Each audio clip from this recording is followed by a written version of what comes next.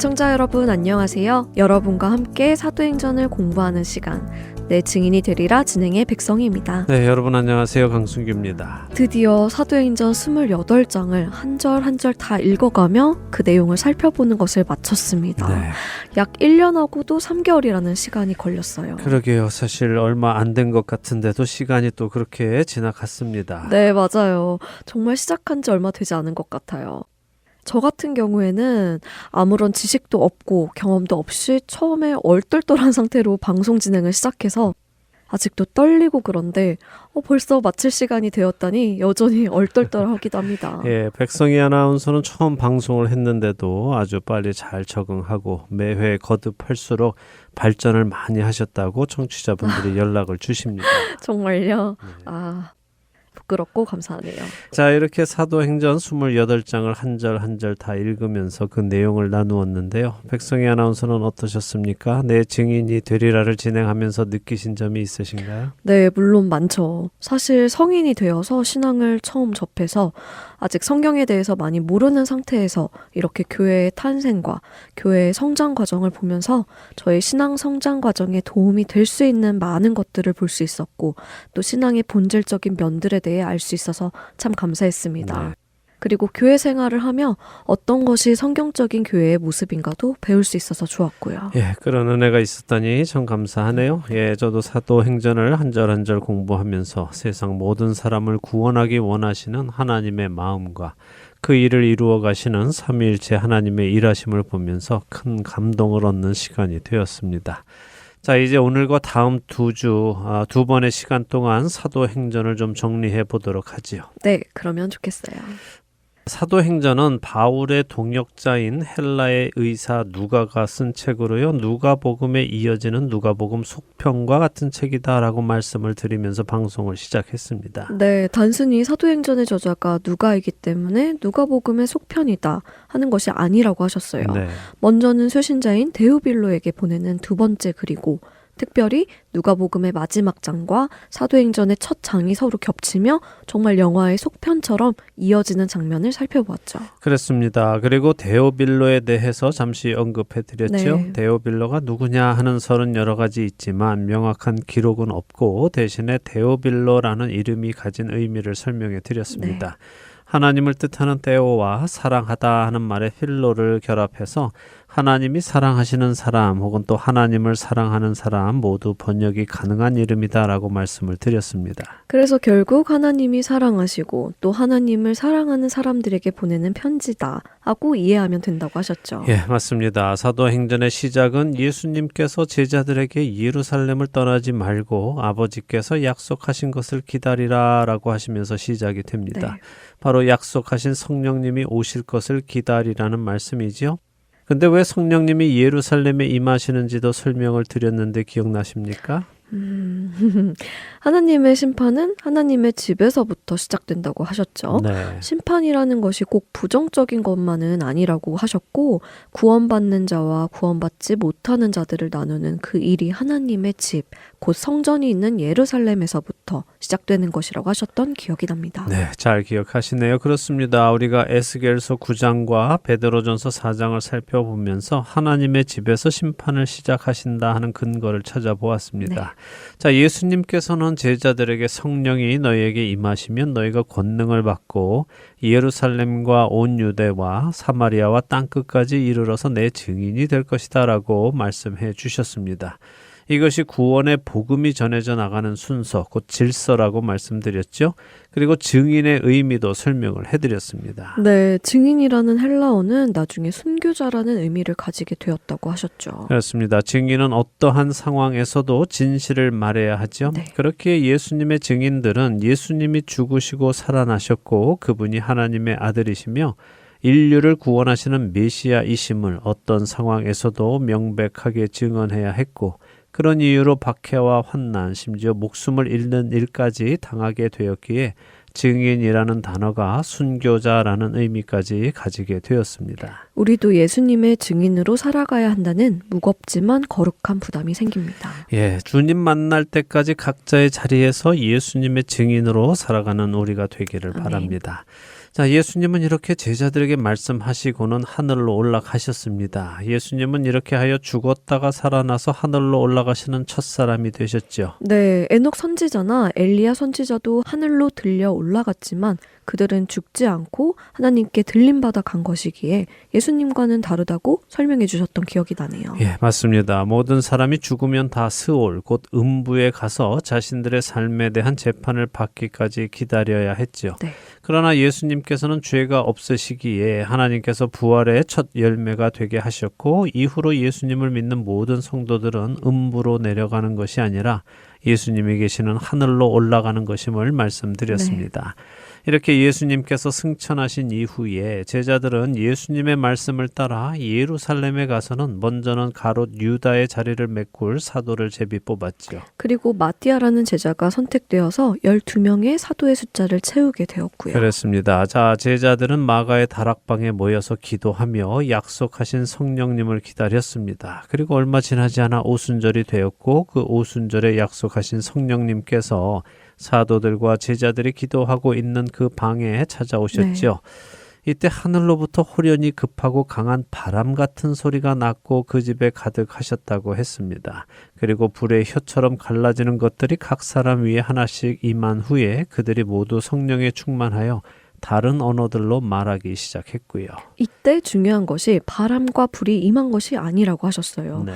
우리는 일반적으로 그렇게 생각하고 그것이 고정관념으로 자리 잡았는데 말이에요. 맞습니다. 급하고 강한 바람이 불었다는 것이 아니라 급하고 강한 바람 같은 소리가 들렸다라고 하시죠. 그리고 중요한 것이 불이 각 사람에게 임한 것이 아니라 마치 불의 혀처럼 갈라지는 것이 임했다 하는 것입니다. 우리는 성령님하고 불하고 자꾸 관련을 짓는데요. 이것은 옳지 않다는 것 분명하게 말씀드렸었습니다. 우리 시대 교회가 성경을 명확하게 공부하지 않고 자꾸 이상한 쪽으로 흘러가고 있습니다. 그냥 관습처럼 읽을 때 드는 느낌으로 이해해서 성경의 의도를 곡해하고 기억하는 경우가 너무 많습니다. 제가 성경 공부를 인도하다 보면요. 성도들이 그렇게 오해하고 계시는 것을 너무 많이 봅니다. 그리고 그것을 지적해 드리면 너무 깜짝 놀라시죠. 맞아요. 저도 깜짝 놀랐어요. 늘 성령님은 불이라는 이미지가 있었는데 전혀 아니었어요. 네, 세례 요한이 예수님을 소개할 때부터 이미 예수님이 오시면 성령과 불로 세례를 주실 것이다 라고 하셨고 알곡은 자기 곳간에 들이시고 쭉정이는 모아 불에 태우실 것이라고 분명히 이야기했는데도 불구하고 우리 한국 사람들은 특별히 이 뜨거운 것을 좋아해서 불 세례를 자꾸 받으려고 합니다. 요즘도 유튜브 보면요. 목사라는 이름 달고 이 불 세례 주는 아주 이단적인 거짓 사역자들이 넘쳐납니다. 그런 자들은 자신이 기도해주면 기도당 얼마를 내라고 하고요. 예언해 줄 테니 얼마를 내라고 하지요. 벌써 하는 게 돈을 사랑하는 사람이라는 것이 딱 보이네요. 무슨 기도를 돈 받고 해주나요? 그러니까 말입니다. 그런데도 많은 사람들이 또 돈을 내고 기도를 받습니다. 이게 두려운 일이고 안타까운 일이죠. 네. 저는 이 방송을 들으시는 청취자분들도 성경이 하시는 말씀을 분명하게 읽고 이해하시기를 바랍니다. 여기 성령님께서 임하실 때 불의 혀 같은 것이 임한 것은 불이 강조점이 아니라 혀가 강조점입니다. 원어로 직역하면 갈라진 혀가 불처럼 그들에게 나타나서 그들 각 사람 위에 앉았다라고 번역할 수 있죠.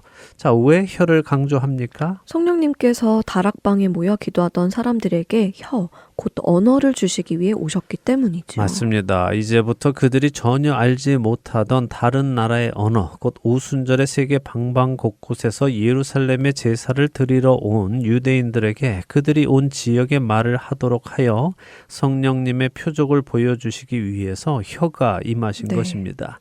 근데 이것을 불로 오해하면 안 되는 것입니다. 자, 이렇게 약속하신 성령님께서 오순절에 임하셨습니다. 그리고 그분의 능력을 통해 각 사람들의 혀를 움직이셔서 여러 지역의 말로 하나님의 큰 일을 말하게 하시죠. 그랬더니 어떤 일이 일어났습니까? 천하 각국에서 온 유대인들이 그 말을 들으며 기이하게 여겼죠. 네. 갈릴리 사람들이 어떻게 이렇게 여러 나라의 말을 할 수 있는지 놀랐죠. 네, 그러자 베드로 사도가 그들을 향해 설교를 시작했습니다. 예수님이 잡히시던 밤에는 두려워서 예수님을 부인했던 베드로가 성령님이 임하시자 담대하게 예수님을 증언합니다. 큰 차이가 있네요. 네. 역시 성령님이 우리를 변화로 이끄시는 것이군요. 그렇죠. 이렇게 베드로가 성령에 충만 충만하여 죽으시고 부활하신 예수님을 메시아로 증언하자. 그날에 그 말을 듣고 세례를 받은 사람들이 3,000명이나 되었습니다. 이렇게 된 후에 성도는 늘어나기 시작했고 성도들이 서로 교제하고 떡을 떼고 기도하기를 힘쓰기 시작하지요. 네, 또 물건을 서로 나누어 쓰고 재산과 소유를 팔아 각 사람의 필요를 따라 나누어 주는 모습이 나타났어요. 네. 이런 모습은 가족 안에 일어나는 모습이라고 설명해 주셨죠. 네. 그리고 성도들이 한 아버지, 곧 하나님을 아버지로 하여 새로운 가족으로 태어난 것을 보여주는 것이라고 하셨어요. 예, 예수 그리스도의 피를 나눈 형제가 된 것입니다. 네. 이렇게 예수 그리스도의 피로 사신 교회가 시작되며 성도들이 늘어나기 시작합니다. 이즈음 베드로와 요한이 성전 앞에서 나면서부터 못 걷게 된 사람을 예수 그리스도의 이름으로 걷게 하지요. 이로 인해 성전에 모였던 사람들이 관심을 가지게 되었고 베드로는 그들을 향해 또 예수님을 전합니다. 그러자 이번에는 믿는 사람이 5,000명이나 되었습니다. 자, 이렇게 교회가 성장하자 첫 번째 공격이 오지요. 네, 사두개인 바리새인들 서기관들이 곧 사내들인 공회가 예수님을 전하는 것이 싫어서 베드로와 요한을 체포하여 가두었죠. 그렇습니다. 그리고 그들을 신문했습니다. 이때 베드로는 그들 앞에서 또 당당히 예수 그리스도를 전합니다. 베드로의 설교에 공회가 깜짝 놀랐죠. 이 무식한 갈릴리 시골 어부로 생각하고 있었는데 구약 성경을 인용하며 말을 조리 있게 잘하고 또 예수님의 이름으로 병 나은 사람도 실제로 있고 증거가 있어서 그들의 말문이 막힙니다. 네. 그래서 자기들끼리 회의를 하고는 예수의 이름으로 말하지 말고 가르치지 말라 하고 요청을 하죠. 그런 그들의 요청에 베드로는 그들의 말을 듣는 것이 옳은지 하나님의 말씀을 듣는 것이 옳은지 판단하라고 했어요. 네. 그러니 사내들인 공회도 어쩔 수 없이 놓아줍니다. 네. 그러나 여전히 예수의 이름으로 말하거나 가르치지 말라 경고하면서 말이죠. 네. 풀려난 베드로와 요한은 다시 사도들이 모인 곳에 가서 자신들에게 일어난 일을 나눕니다. 그랬더니 그들이 모두 한 마음으로 하나님을 찬송하였고 기도합니다. 그러자 그 모인 곳이 진동하며 성령님이 충만하게 임하시죠. 자, 교회가 이렇게 외부로부터 온 공격을 믿음으로 잘 막아내자 교회는 더욱 성령 충만함을 받습니다. 그러자 이번에는 내부로부터 공격이 들어오는데요.